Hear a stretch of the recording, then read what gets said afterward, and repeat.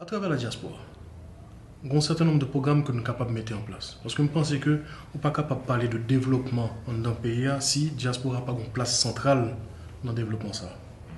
Or, diaspora, c'est une diaspora qui est bien formée, qui a une expérience professionnelle, qui est respectueuse des lois, qui remet le pays.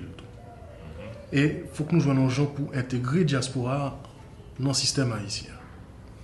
Moi, c'est son bail qui est capable de faire à travers le ministère des Haïtiens vivant à l'étranger. Cependant, il faut qu'on ait une réforme qui t'a faite au niveau de ministère-là. Loi organique ministère pour que les gens ratifient. C'est-à-dire, techniquement, le ministère n'a pas campé son rien. Okay? Et dans le mode de fonctionnement, le tout, il n'y a pas de moyens pour l'exploiter potentiel. Et je pense que le ministère, ça, il est censé être un plus gros ministère dans le pays. Parce que l'aide que la diaspora a voué entrer en Haïti, à travers les petits transferts que a voué par les familles ici, et comme ça, représenter plus de 2 milliards de dollars chaque année.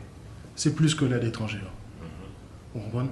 Donc, il y a des programmes que nous sommes capables de mettre en place pour canaliser au moins une partie dans l'aide étrangère. Ça. En plus, les Haïtiens qui vivent à l'étranger, tu as aimé joindre un gens pour venir investir en Haïti. Mais le système-là fait un gens ici, créer une compagnie, son aventurier, son parcours du combattant, son tête fait mal, si ou pas sur place. Il y a mangé où? Et ou besoin de créer des structures d'accueil pour faciliter l'investissement de la diaspora en Haïti. Et à travers ça, faciliter l'investissement étranger tout, par la même occasion. Mais restons dans l'aspect diaspora. Imaginez une banque de développement de la diaspora haïtienne. Okay? Et siège social en Haïti, il est capable de gagner des succursales dans toutes grosses villes côté haïtien vivent, que c'est Miami, Orlando, Atlanta, et Boston, New York, et Canada, Montréal, etc. Vous comprenez? Et côté que vous proposez à la diaspora des chantiers d'investissement, des programmes d'investissement, vous êtes capable d'identifier un programme qui est intéressé ou plus que l'autre, okay? Et vous avez toute une participation dans l'entreprise que vous avez investir là-dedans.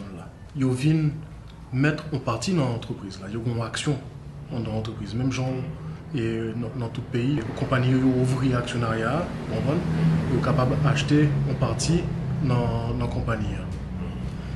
À partir de là, vous avez financé un certain nombre de programmes en Haïti. Des entreprises mixtes, il y a des entreprises publiques privées, partenariats publics-privés, ça veut dire les PPP, comprenez? Et vous avez favorisé la création de micro-entreprises, vous êtes capable de gagner une nouvelle classe d'entrepreneurs dans le pays d'Haïti.